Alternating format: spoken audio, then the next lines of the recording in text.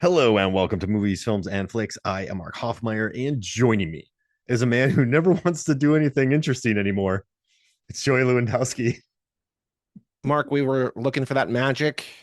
I don't know any of the lyrics, but I know that lyric, and I think we found it.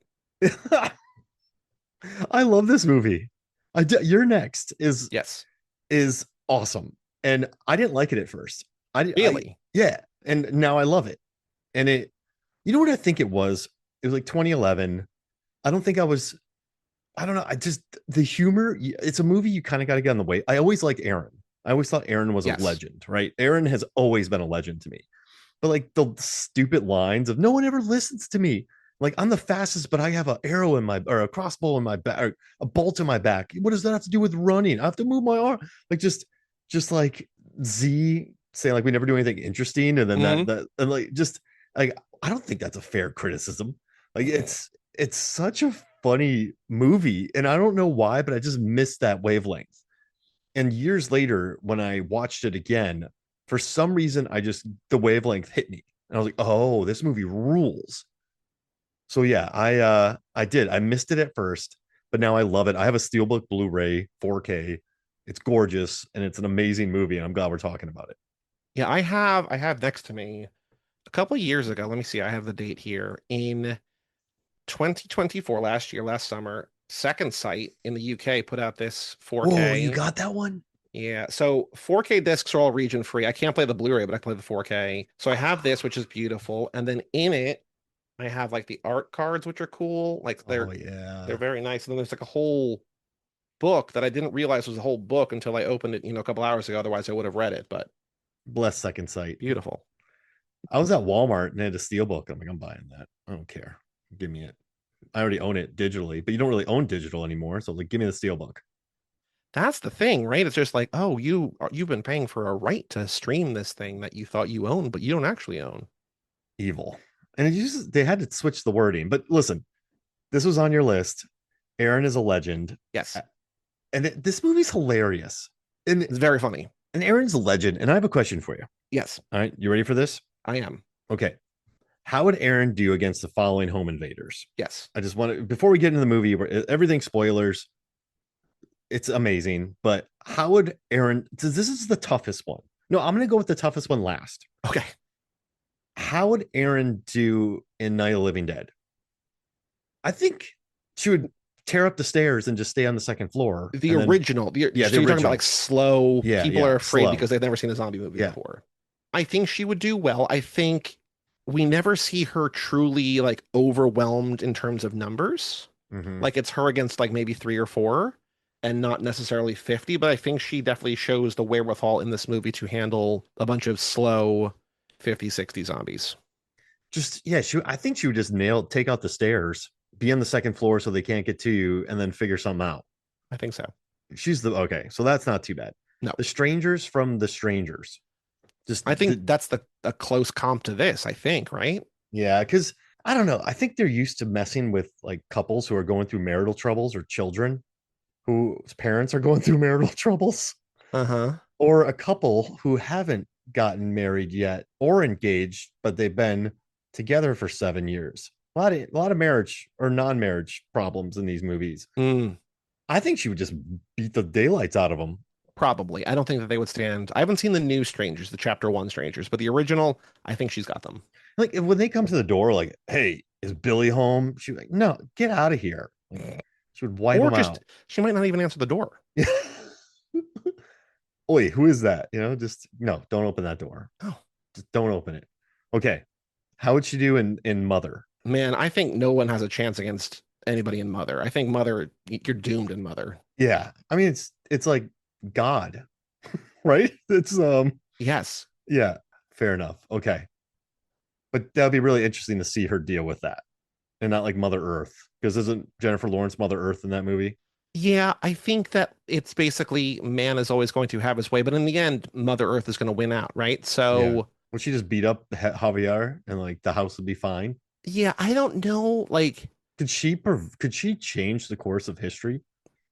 ooh, and just wipe out man and like let Earth survive without having to get like a flood or something. Yeah, like Ed Harris pops up. She's like, get out of here. She'd take him out. It's tough. That's the toughest so far. Okay. This is the hardest. Okay. Marv and Harry. Home And I Alone. and I say this because they can't be killed. So these guys get electrocuted. They get turned into skeletons. They get metal poles to their heads. They step on things and they're fine a minute later. They have their noses broken. They snap them back in place. There's a brick. There's a brownstone. Kevin's on top of brownstone, throws a brick, and it lands on both of their heads. No cracked skulls. They slip on ice. They don't die. They don't have bad backs. They get put through the ringer. They're fine. It's true. Totally fine. So they're bumbling, yes. But would Erin be thrown off by the fact that she's essentially battling two immortal men? I don't think she would be thrown off. I think she would be tired. But I think like Kevin, well, okay, look, I was gonna say Kevin did not grow up in a survivalist compound, but like he grew up with Buzz, right? So like Yeah. that's kind of like a survivalist compound. Buzz makes So it tough. I would like to see a Kevin Erin team up. Whoa. He would come up with the rigs and then she would help. And then when it comes to hand-to-hand combat, just tag her in. Oh, I like that. I mean, I think that they would bond over, nails in feet, right? Like they Yeah. both do the nail in the foot. Yeah, they would love that. There is a movie that I like this movie a lot more than I like the other. I like Your Next more than this other movie, but have you seen Better Watch Out? Oh yeah, with the kid. We didn't talk about that in here, did we? No. Yeah, that's basically Home Alone, sort of, but like darker and meaner. Yeah. Also, Dial Code Santa Claus is a French Home Alone, which is amazing. Check that out. But I feel like there's other movies that have done the Home Alone thing. This is also kind of the Home Alone, but this is Home Alone meets The Strangers, kind of. But I think Harry and Marv, just because they have kid movie logic, right? Where they can't actually get killed or maimed because it's a PG rated movie. So Kevin can throw his worst at them, but they're going to be fine. Yeah. So you think in an R-rated movie it would change? Boo. Well, if Home Alone was rated R, I mean, I guess you can't really.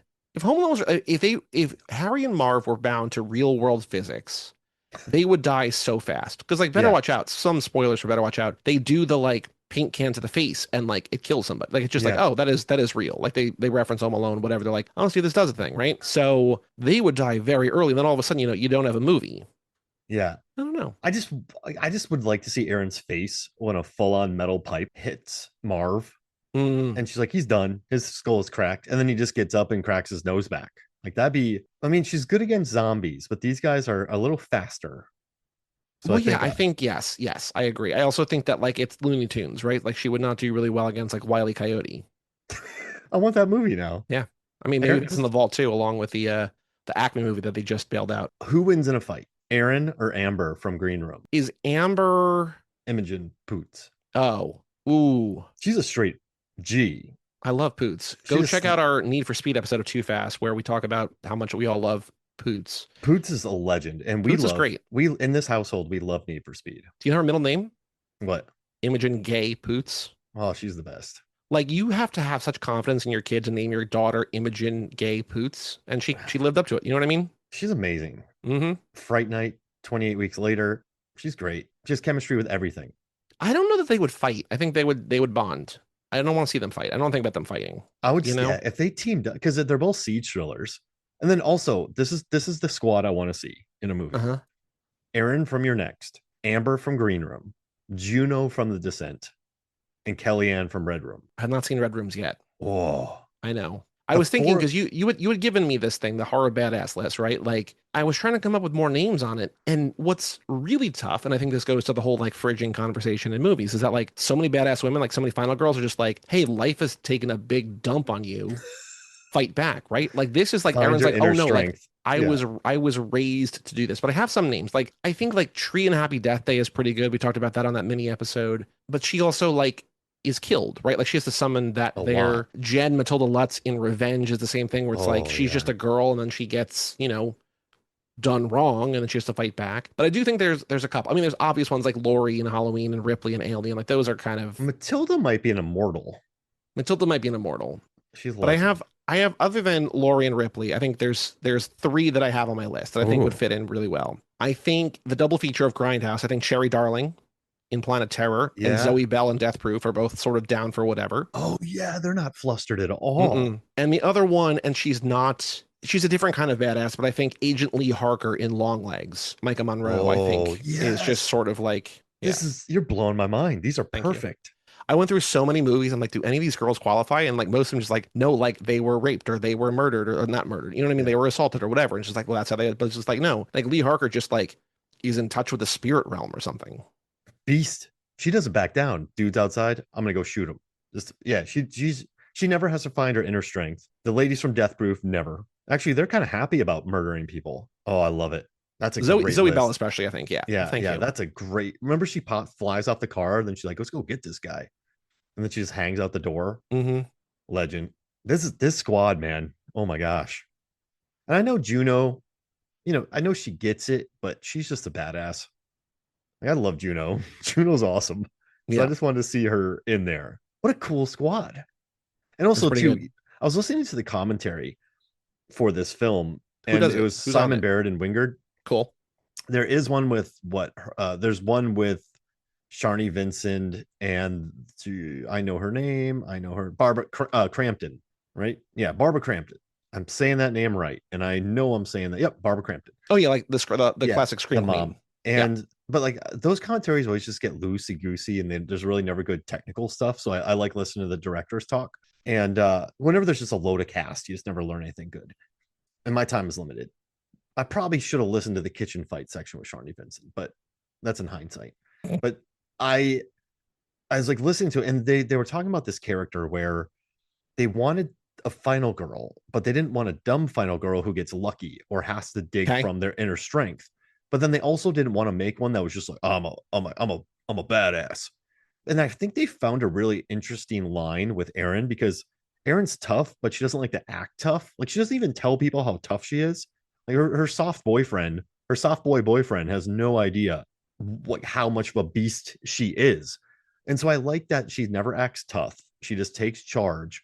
And there's no like, it's just, I've been here, done this. Obviously, I haven't been on home invasions, but it's a really interesting line to walk. And she's mortal, but she's also just a beast. And I just love Sharni Vinson in this movie because I think her physicality and background in dance, like I think she uses all that gorgeously. And it's a really, you don't find many characters like her in horror cinema. You think about Nightmare on Elm Street or Friday the 13th or Halloween. They're final girls, but none of them are like brawlers, if that makes sense. So this is why this movie's such a breath of fresh air. I think it's really good. And I think when you watch it, knowing where it goes, there's obviously added layers here, but I think it's also like knowing that it's sort of that there are people on the inside who are causing this, right? But the first scene where there's like chaos where Ty West gets the arrow to the head. And like you can really hear Erin being like, no, get down, Yeah. cover. Like she's like barking out orders. And you're like, even before they address that in the movie, maybe it's because she's got the Australian accent. I don't know. Who knows? But like you can very clearly hear her taking control of the situation. And before you even see her do anything, you know that she's got this, which is, you know, cool. Yeah. She takes care of business. And you know what's yeah, she has him take the chairs. And also, I mean, the whole time Felix, played by Nicholas Tucci, uh rest in peace. I know. I looked that up. That's very sad. He Yeah, died of cancer a couple years ago. and he's great in this movie, by the way. His line readings are perfect. But he's like, yeah, we need someone to run outside and then run as fast as you can. That's gonna wreck horror movies for me now, because the inside person's always the one giving orders. Like, we need to go outside. Mm. We need, like, they're pushing people to different places. Well, also like what's funny is when you don't realize maybe or maybe you do that like Crispian is like gaslighting Aaron. He's just like, no, don't use like basically don't use your phone. Like phones don't work. Yeah. There's no service. Don't use your phone. Where you're like, oh, like maybe he's just like depressed, but it's like, no, no, no, he's actually like in on it, but you don't know that at the time. Crispin's the worst, isn't he? Mm-hmm. Mm-hmm. He's like, did you get the fellowship? No, I didn't get it. Like, just, oh yeah, I haven't really been published. And it's bad when you start liking Drake a lot more throughout the movie, Mm-hmm. because Drake likes his dad. They're hanging out. He likes his mom. He's just busting on Crispin. I love their argument at the table. All right, let's do this right now. Well, what I love about this movie and love about the cast specifically is that like it's filled with people that like I have affection for coming in. So, Yeah. before I get to that, I don't know if you remember this. I don't know if you were aware of this. So this movie is listed as 2011. I think it really came out in 2013. Like it was, I saw it in 2013. There was this the weekend it came out. David Lowery, who made A Ghost Story, which I love, but at the time he had made Ain't Them Body Saints, and he put out a contest that said anyone, and I don't know how this works because like the things they were giving away are crazy, but anyone who sees Ain't Them Body Saints, Short Term 12, Drinking Buddies, and You're Next this weekend, and takes pictures of the ticket stubs and sends me proof and sends me their address will get signed props from all four movies. Do you remember Whoa. this? No. So I'm still living in New Jersey, but I feel like it was harder to like things just were not available as much. And so the only one of the four that I saw in theaters was Your Next. I saw this one in theaters. But Anthem Body Saints I saw at home, Drinking Buddies I saw at home, Short Term 12 I saw at home. Like I love all those Yeah, movies. good movies. The fact that they all came out in the same weekend is bananas to me, right? Like that's crazy. What would the name of their four of them together be? Drinking next, bodies drinking next. Your buddy's Turn. body's 12? No, maybe. Your body's 12. Your buddy's Oh, body's your buddy's 12. body. There it is. Your buddy's body's 12%. Yes, next. So I really wanted to do this. I wanted to like it was you would get what were the prizes? You would get there was a police file from In Body Saints that he was going to sign a thing and include that. The Your Next one was a hand-painted animal mask from the film signed by Adam Wingard, which I'm like, I don't know how you give that many away. A signed Drinking Buddies coaster by Joe Swanberg and a signed soundtrack album by Short Term 12. And I don't know if you get all four, you get one of them, I don't know. But he did this thing. He's like, I know that LA and New York have it easier. I'm gonna extend it, but if you do this weekend, you get the prizes, whatever. So I didn't get to do that. But what's cool is that like in this movie, a lot of the people like Swanberg is in the movie. Like he made Yeah. Drinking Buddies and he is Drake. Like you were mentioning Drake. Or like I love Caitlin Sheil and she's in like all those movies of people like Ty West uses all these people, right? Like all these people in this movie, it feels like the crew is there because Joe Swanberg, Amy Seimetz, Ty West, Simon Barrett, All directors. Larry Fessenden, and Caitlin Sheil are all in this movie. And there was something really cool at the time, and I guess it's sort of like the mumblecore or whatever, even though this isn't really mumblecore, but just like they're just a bunch of friends who are good at making movies and made a bunch of movies together. And it's just cool that they're like, oh yeah, I'll be in your movie for like I'll be on set for like 3 days and then I'll get killed with an arrow to the face. Sure. Sounds great. I'll wear a huge scarf and catch an arrow to the head or a bolt to the head and talk about underground film. Tariq, I want to know more about him I know. because, What do you think he sees or hears outside? Because he just like wanders over that window and just gets but he deals with Drake really well because Drake is stirring the pot when he's like, you still in school. And like when he goes, oh, you're a filmmaker. I like commercials. They're in and out. He's like, I don't know. I've seen documentary commercials. There was, I was So listening to a reason to watch podcast TV. recently that somebody, I don't remember who it was, not Spielberg, but like a major director said like in 1990 or something like, commercials are kind of where it's at. Like you can tell a whole story in 30 seconds. Like you have these crazy visuals. Like I think it's meant as a knock here, but it's also like, he's not wrong. No, and listen, I teach short form production at the college I work at, and I always tell them watch commercials because they pack a lot into 30 seconds. Yep. And so, you got to think about how to be effective, hurt them and sell them, hurt them and heal them. There's so many different techniques. How many times you're going to say the brand? You're going to use humor. You're going to tell a story. What color palette are you going to use? You use too much color. If you're Skittles, you can't promote your brand as being healthy. So you got to make weird ass commercials. Snickers was not doing great in the market after that weird Manly Man commercial and the Snickers energy bar that they had. So then the Betty White comes out, and I think their sales improved by 280 million the following year because they tied an emotion to Snickers. And listen, when I was feeling grumpy, I would buy a Snickers, so it worked on me. So yeah, I mean, there's like brilliant commercials. I love the story behind them. I get it. It's about the emotion, all that, but he's just, I don't know, is he trolling Tariq? Like, I think.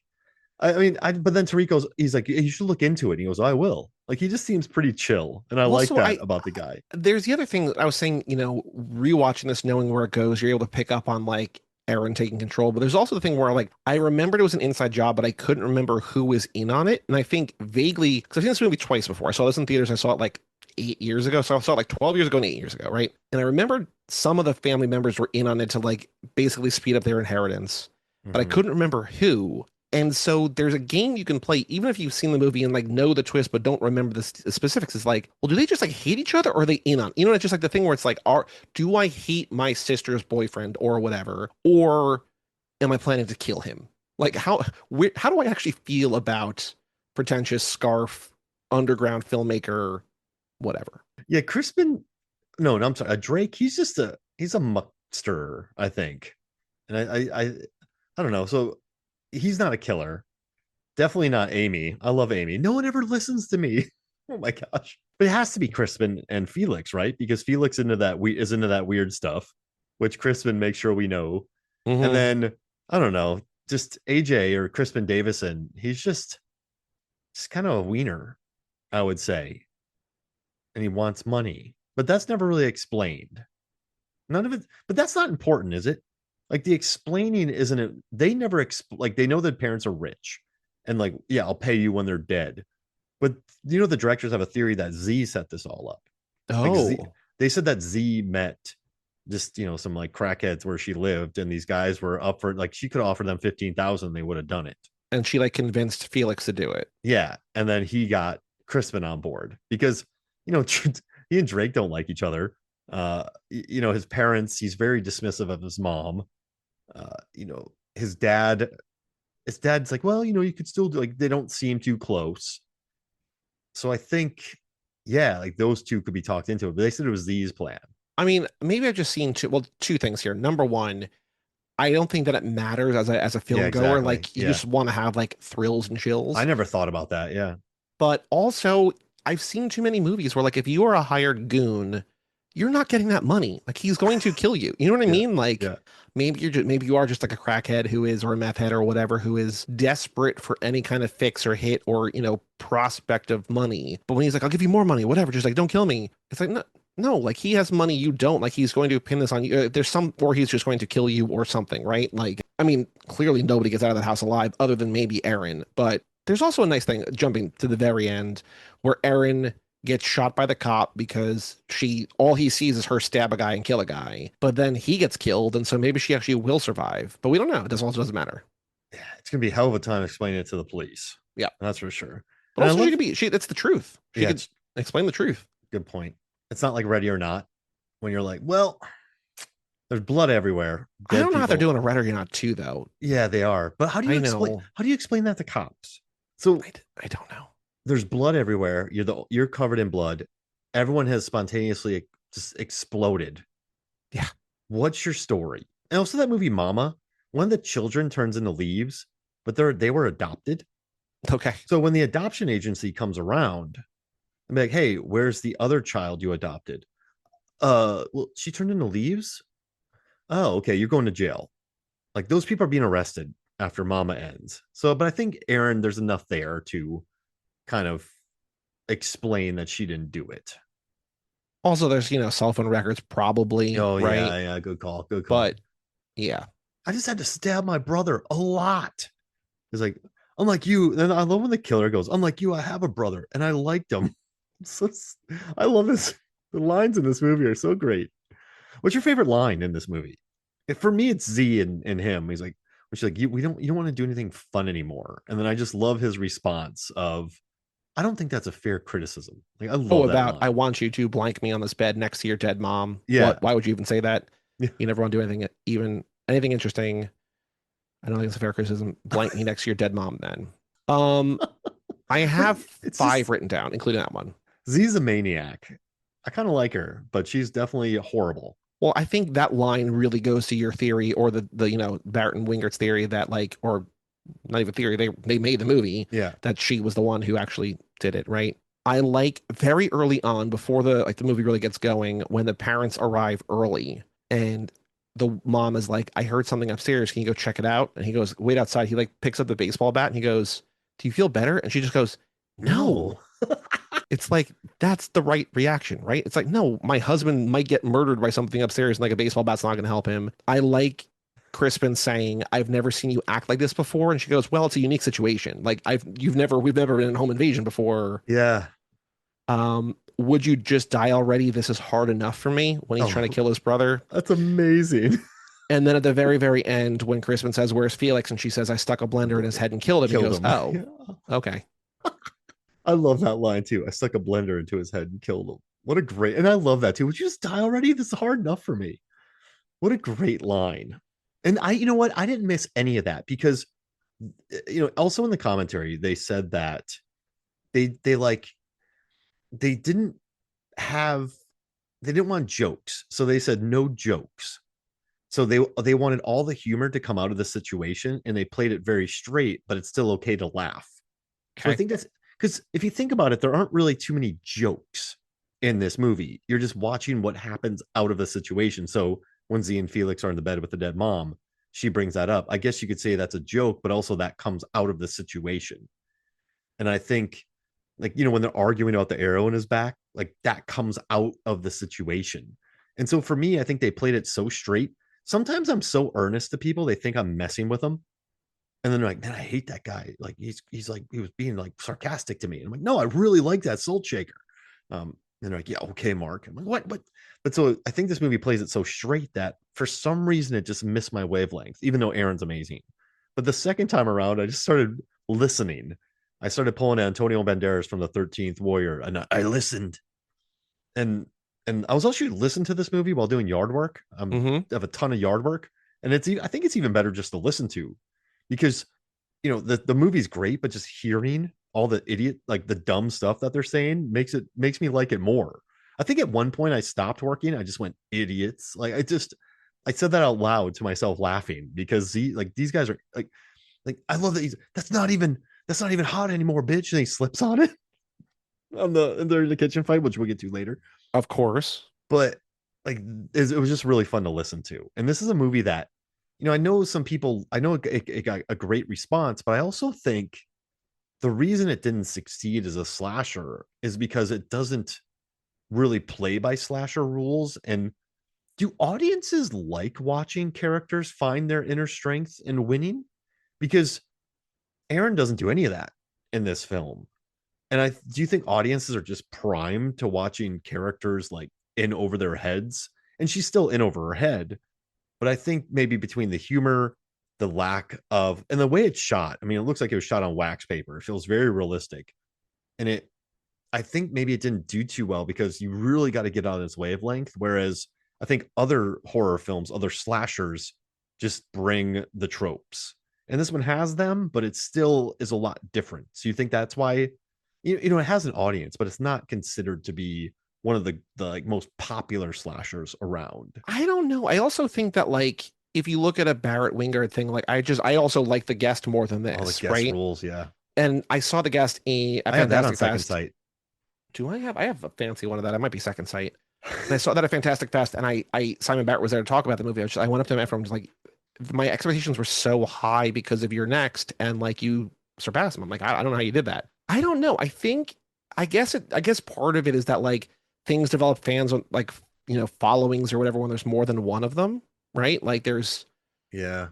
it also, I don't know. Maybe it's just that there's no name. Like also Sharni Vinson basically retiring from acting. Like I try to figure out what happened to her. I don't know. Wiki doesn't know. The internet doesn't seem to know. I don't know if you know, but I think there's just a lot that's just like this kind of like lends to being a forgotten movie, sort of a forgotten classic. But I don't know. I think it's great.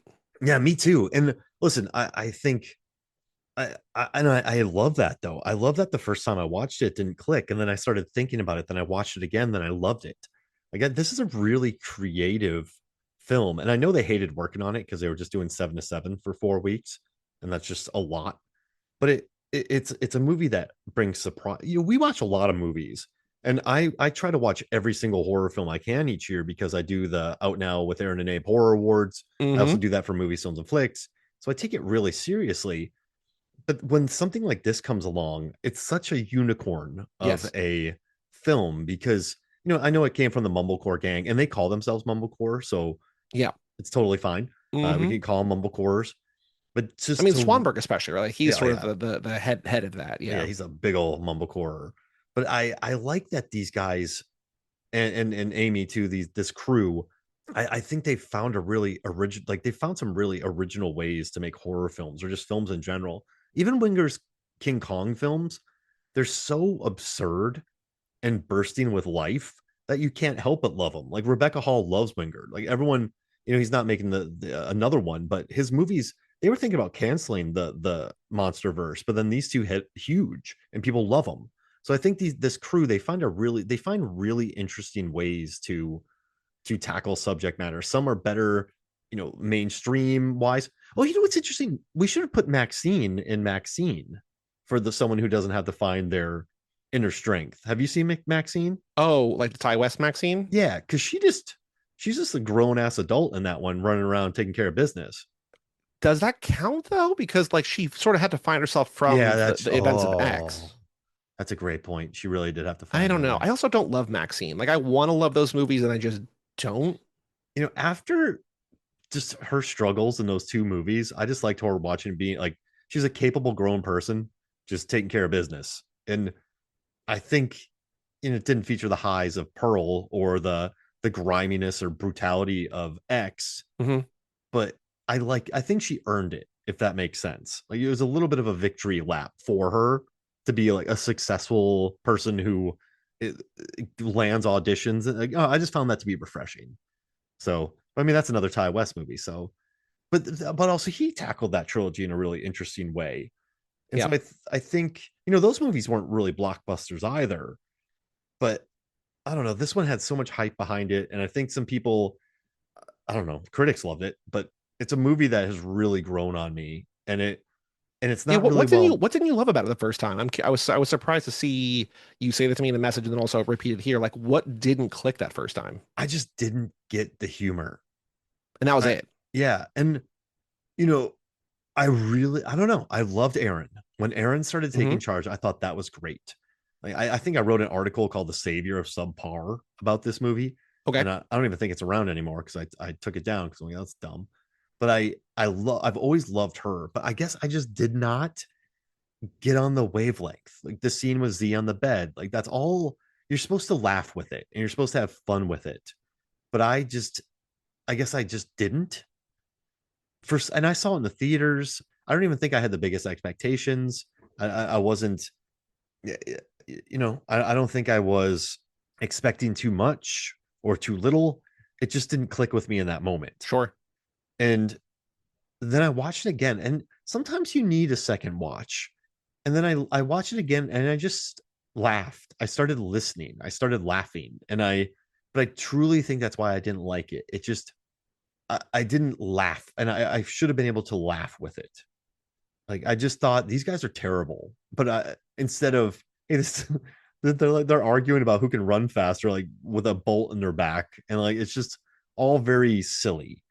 And it's also filmed it's a very grimy up close film. And I think the way it looks, and then once the humor starts, it just didn't connect with me. Hmm. And because they normally take like a Tucker and Dale or something, I just didn't, and they play it so straight. Maybe I just wasn't sophisticated enough in 2011, but it's definitely really grown on me. If that makes sense. I just didn't get the humor. I didn't Did get it. did the guest work for you the first time or Oh yeah, no? boy. Okay, okay, Yeah, yeah, okay. yeah. Yeah, the guest rules, man. I bought the soundtrack immediately after watching it. You know, Wait, do you know they put out the Guest Volume 2 soundtrack, which was like if or the Guest what's it called? The Guest 2 soundtrack? That Wingard was basically like, this is not a movie, it's never gonna be a movie, but if there was a second movie, this would be the soundtrack for it. oh, it's amazing.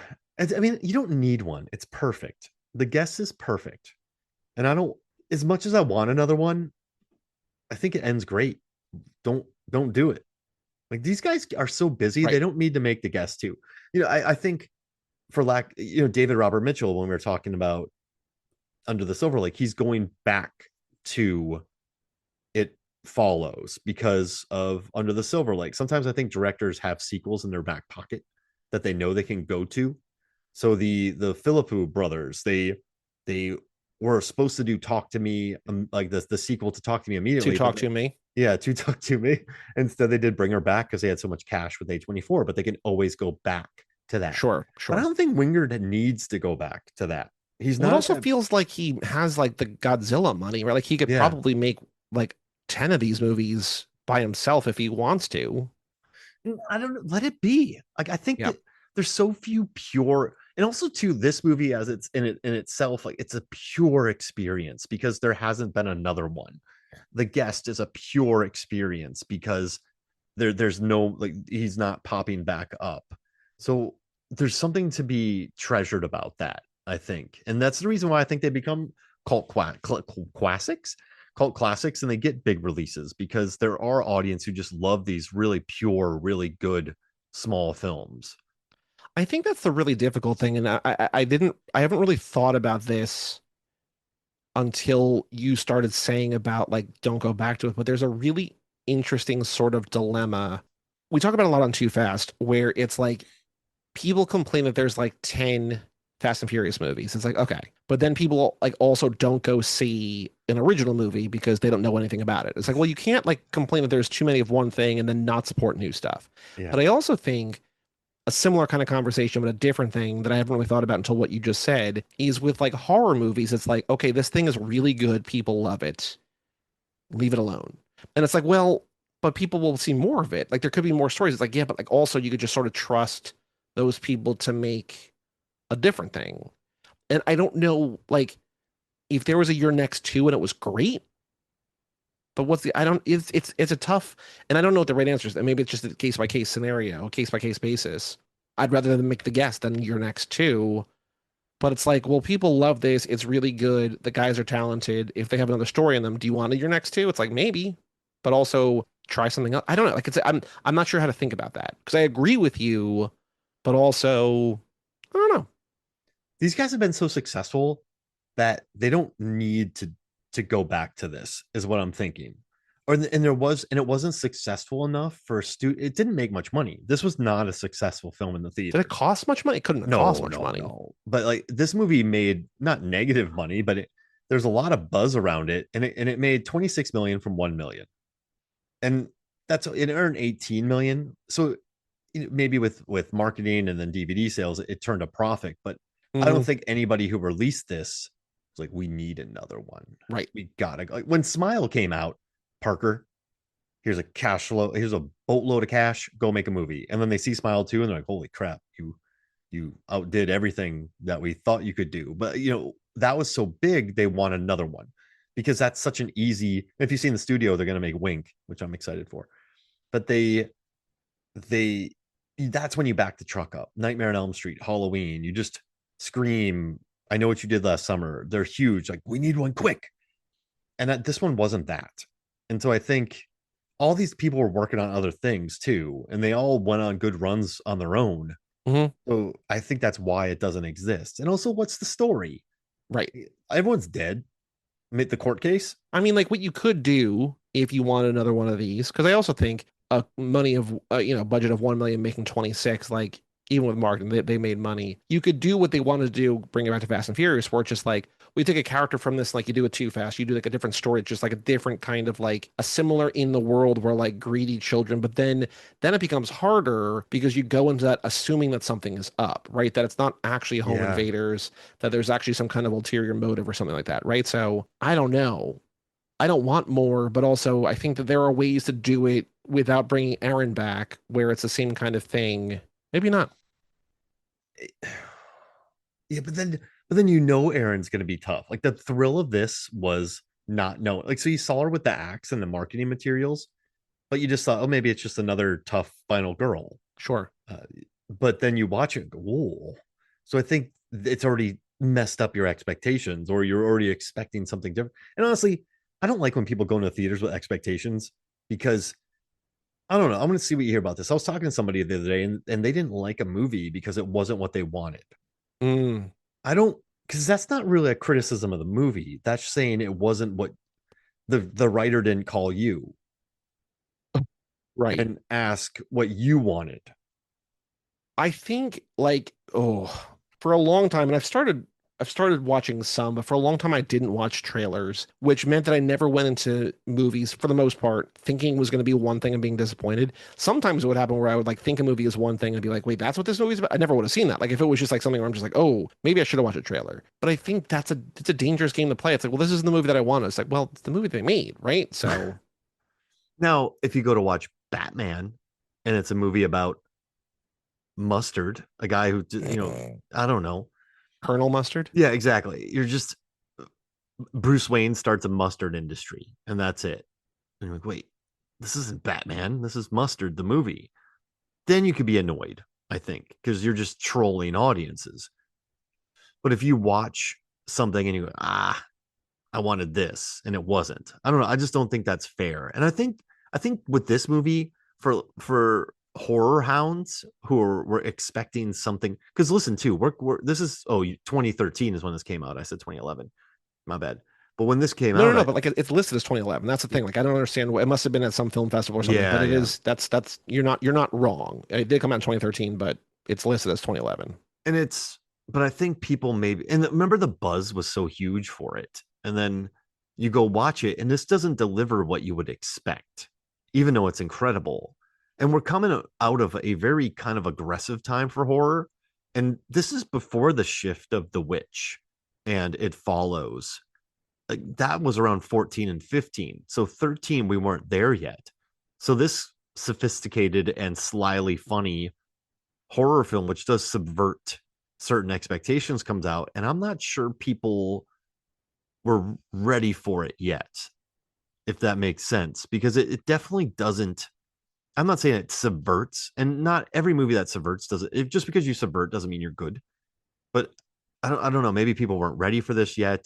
Maybe we're like, because if you think about all the slasher films, they don't have senses of humor like this one, because they don't really. If you could easily miss the little jokes in this movie, or if you know nothing about underground film festivals and commercials, you might not find that funny. So But I also it's do feel like for to a certain extent, like maybe okay, well, there's two different kinds of audiences for this. Maybe there's the people who see every horror movie that's like a date night, like oh, just a horror movie, like I want to get scared and like hold my partner's hand or whatever, like make out during the movie or whatever. But if you're into the mumblecore thing and you know these guys, you're going to be in on the underground film fest. Because I even at this time, like this was like the sort of the start of when I was watching like a ton of like going to the theaters a lot. Like this is like my prime movie pass years. Like even I knew back then like Joe Swanberg and Ty West, and you know what I mean. So I think if you go like knowing oh there's a bunch of indie movies out there all friends or whatever, you're going to be kind of in on the joke of like making fun of like oh that is a guy who would sort of be in that kind of film festival maybe. But to the wider audience, yeah, I don't know. but it still rocks. This It movie does. still rules. But I don't know. Yeah, 20, yeah, but do you think if this came out 3 years later, it would be more popular? I mean, is there a movie? Is there like a movement? Like what Well, opened the door for movies like this to be, or is it like a self-fulfilling prophecy where it's like people needed to see this movie to understand movies like this? I kind of think what in 2011, 2010, Insidious dropped, and that was huge. And then Insidious dropped, and then that was huge. And then that paved the way for The Witch and It Follows and more sort of cheaper experimental horror films by younger auteurs or just directors. But I think that there's we started getting more of a slew of maybe 1970s esque style horror films as opposed to now there's treasures in every decade, but if you think about the slashers of the 80s and then the 90s were kind of a vampire scream weird hybrid, and then the 2000s were kind of zombie films, remakes, Saw. There was great films in there.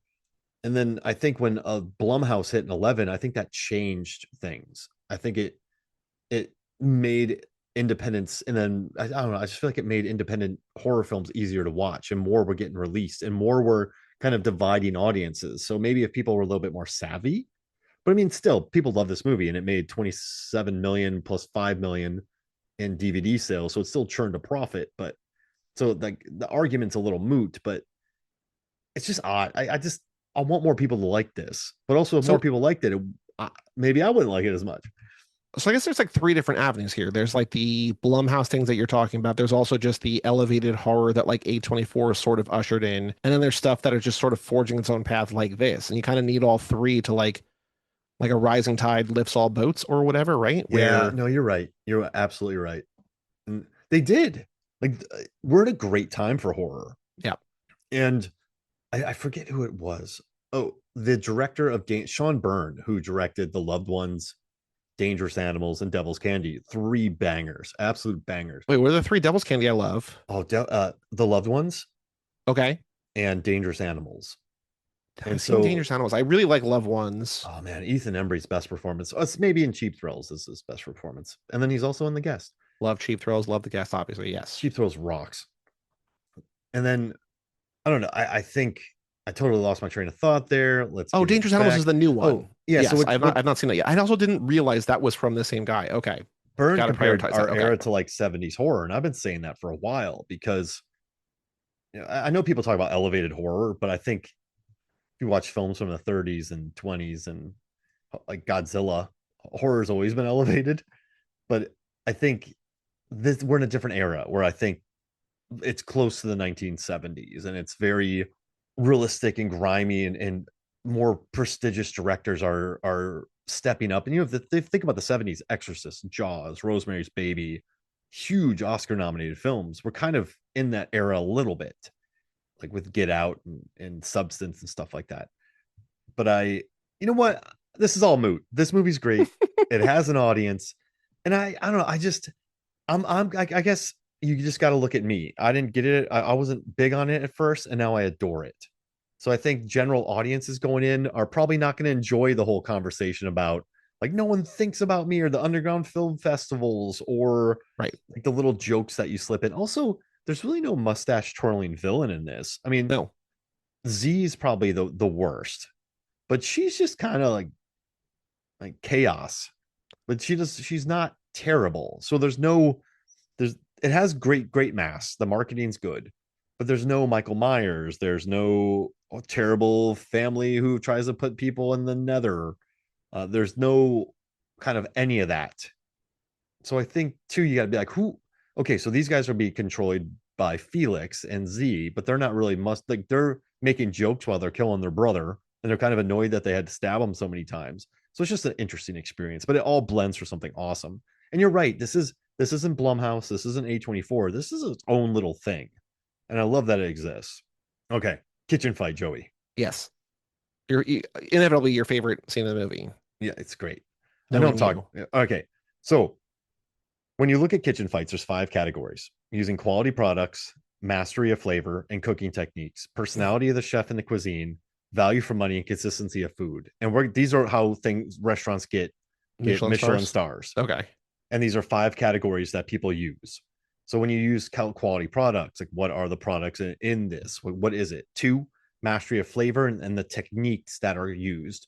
3, it's like the personality of the chef and the cuisine. So the personality of the directors in it. Value for money. When you went and watched this for $12, did it exceed your expectations? And consistency. Has it gotten better the more you watched it? Mm.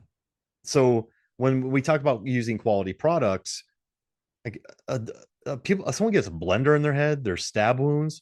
There's a great bit where someone slips on water.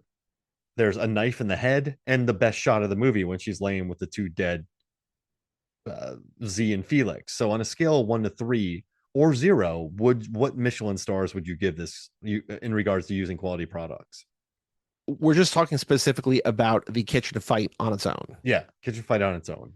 We're gonna give it Michelin stars. Now, the question I have is because I love the blender, but I also love the callback to the blender, but I feel like that's not eligible for this kind of consideration. You know what I mean? Because I love that she's just like, I did a crazy thing. Like, you know what I mean? Like, there's something that's Yeah. like special about she did this thing that was really cool or that was really insane, intense, scary, never been done before, and then she calls it back. I would Oh, say, I think the oil not being hot is a fun twist on what you expect. yeah. Because you're like, oh, it's gonna scald him, he's gonna go down, and then it's not.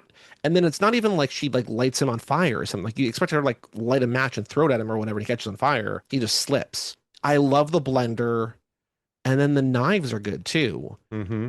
I'm gonna say I also want to be on the record. This is not me being harsh about this because of for any kind of lack of thing, but I just in terms of like a 3 Michelin star, like do you know like the criteria? I don't remember. I'm trying to remember this, but basically like a 3 Michelin star restaurant is like you should take a trip to that city to go to that restaurant. Mm-hmm. 2 is like if you're in that city, don't miss that restaurant. And 1 is just like it's a really good place to go. So I'm saying this not because it is a knock against the movie, but just because I'm trying to preserve this metric that I'm sure you're going to use for every movie from here on out. I'm going to give it a 1. Yeah, it's just a good one. I'm So between a 1 and a 2, but I think It's a one. Oh, that's interesting. Yeah, it's not a three. It's not a three because like there's other stuff you could do. There's other stuff that I've seen, but also it deserves its props. What before I was a kitchen fight fan, Yeah. I remember watching this and loving the blender. That's a really unique take and the oil. Yeah. So I'm going to give it a two Okay. because they did something. I watch a lot of kitchen fights, by the way. And this is a really brutal, fast, quick one because you're not going to drag out a fight with Erin. There is no they live with her. Like she is trying to kill you. And these people don't know how to fight. So it's going to end fast. So, all things considered, you're not going to go specifically to the city to go there. But if you're in the city, if you're watching the movie, you're looking forward to this kitchen fight. You're going to that. So, well, yes, I'm saying it because I went to it. Like we're in the movie and I wanted to go to this. So I'm giving it a two based on Okay, your criteria. so let me just recap. So a three is like this scene is so good you need to watch this movie for this scene. Like I just put it on for people. A Hey, two is like a two. Okay, yes. A three is you sit them down, you're like, you have to watch this. A two is like, you really should watch your next. And then one is like, your next is pretty good. exactly. Okay. All right. Now, you mastery of flavor and cooking techniques. So when we look at that, did they add some extra spice to it? Is it like how did they cook it? Is it a well-built scene? Like what are the cooking tech? Now the best shot of this film, which they said is when she's laying next to their dead bodies.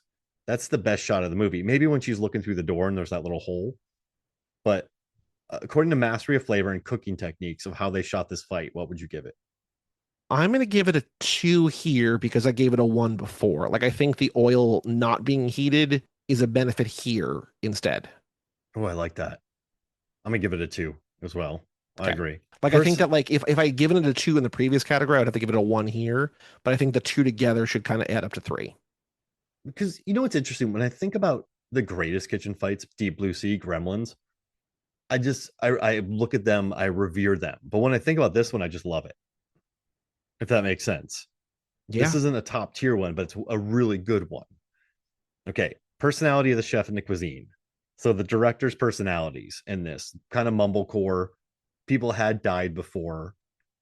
Like they had, you know what's nice? It's not the Mm, VHS movie, so it's not as rapey, which is good. The first one, at least. And I think well, Ty West, but he didn't direct this. But yeah, I think let's see. Felix lands a knife. Z catches a knife in the head. There's a blender to the head. There's a callback. I don't know. What is the personality of the chef and the cuisine for this fight? well, I feel like for this category, for this rating scale, I think the personality is like, is this something that they're known for and they're executing at the top of their craft? Is it something that they are good at, they're doing a good job, or is it maybe like sort of a happy surprise? I don't know if that's actually a good rating scale, but I feel like if there was someone who's like my trademark, my calling card is kitchen fights, then Show you me this like director. then that's like yeah, right, exactly. I don't know. I don't think that this is necessarily I think it shows inventiveness, Yeah. but I don't know, like I don't think that this category is this strength. I'm gonna give it a one. Again, knowing that zero is a possibility, but I'm gonna give it a one. Yeah. I mean, personality. You get the good line in there with the slipping, the blender. But yeah, I'll give it a one as well. No. Yeah, I keep giving everything twos. Value for money. I'm giving this a three.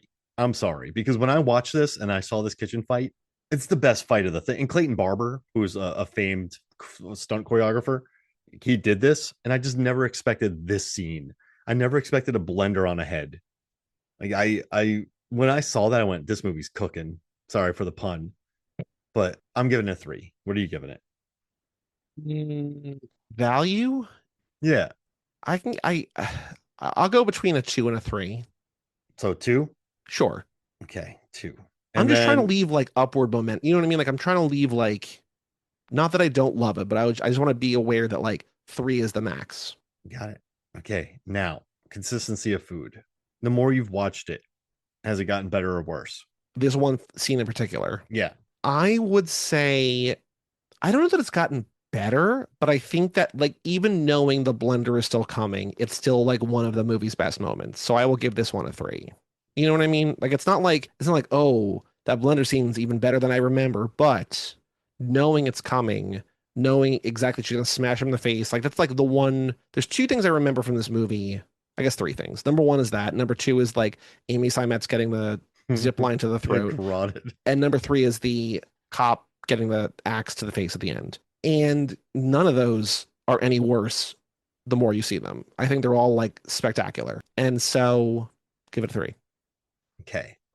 Let me do some math here real quick. And hey, tell people about your podcast before we get out of here. Every Tuesday, Too Fast, Too Forever, we watch the Fast and Furious movies and we alternate it with other movies that are related. We also do just mailbag episodes and talk about Fast and Furious news. We check Vin Diesel's Instagram because it's a never-ending fountain of delight. Even though we also think he definitely does not listen to our podcast, but we also think that he might have because we're like kind of mean about his Instagram. He's like gone quiet. So either he got busy or he heard us and he's very, upset, sensitive to about it. So I don't know. But Too Fast, Too Forever every Tuesday. And if you like books, How to Win the Lottery every other Thursday. It's a book club podcast. So overall, Yep. this fight ended up with like a 1.5 stars out of 3. That's pretty good. Yeah, I'll take that. Because also, I think the type of movie this kind of conversation would most often be in is an action movie. This is not really an action movie. This is a horror movie. So to have inventive kills, I mean, it's kills, still horror, but I think that's a really solid showing for a horror movie. Yeah, this movie rules. And it's a tiny scene. Anything else you got for us? Let me look through my notes. Stop yelling at me, Kelly. I'm not fat anymore. The one kill where he kind of treats the girl's head as like a croquet ball and like puts his foot on the head and then takes the axe and just like thunks it. Brutal. Yeah, because the first two are off screen, right? And then Tariq gets shot in the forehead. Yeah. Amy gets her throat slit open with the wire.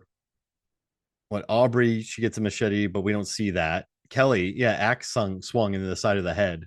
Oh, the meat tenderizer kill is pretty crazy too. Yes. I also do want to say I love the beginning where we don't see Caitlin Scheel get killed, but he finds her dead with her blood having written "You're next" on the window, and then we see him get killed too. Like there's just something really cool about like the confidence to not have to show kills early.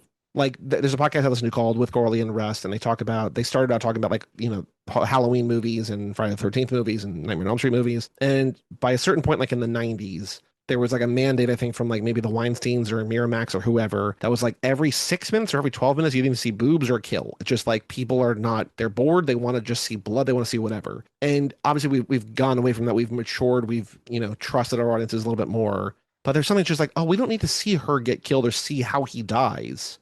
There's more terror in not seeing it. Yeah, I agree. Because then it just becomes a formula, and then it's not scary anymore. It's just more of like that. Yeah, that satiated my need. I will also say the dad finding the bottle of pee upstairs in the closet, like, oh, this is like people have been living, it's just like that kind of like that's like a nice little tip off. I love that Erin jumps out the second floor window. Like the guy like bursts through the door and she just like, oh, I'm not going to beat him one-on-one. I'm injured or not. She's not injured. She gets hurt jumping out, but she's just like, this is not my strength. I can survive this jump and just like does it. And I don't know if I've ever seen that in another movie. Yeah, that was awesome. And then she hurts herself. Yep. Great bit. Great bit. Is there anything else? Oh, the one other thing, because I didn't remember how this paid off. But early on, when she goes next door to like get the milk from the neighbors or whatever, she has the little point and shoot camera, and she takes a picture of the brothers. And I'm like, they're got to be showing this camera for some reason. Like, why is she taking a picture? Yeah. And then in the basement where she sets the flashlight constantly do the thing and like blind the guy, that makes it up. But I'm like, this is such a weird like. She's not like a photographer. Like this is not a thing that comes back. I'm like, they're setting this up for something. I don't remember what it is. And then they finally do it. And it's like, okay, cool. Yes, worth it. Very cool. Yeah, I do remember that little photo scene. You're right. And then you go down. We can't go to the basement. They'll just throw gasoline down there and kill him. Erin's the best. Mm-hmm. This is great. That's all my notes. Awesome. Well, hey, thank you for joining me, man. Thank you for having me. Thank you for giving me a reason to watch this movie again. It's so good. And as we record this, I mean, who knows when it's going to come out? Who knows how streaming rights work? But it's on Peacock to stream for free if you want to. If you have Peacock, I think it's on Peacock. Or just buy, a really nice Blu-ray. Get the second sight. Get the Steelbook. Use it to beat somebody on the head with. Yeah, man. Thank you, Joey, for joining me. Thank you, Mark. All right. So for me, Mark Hoffmeyer, for Joey Lewandowski, this is Movies, Films, and Flicks. We'll see you next week.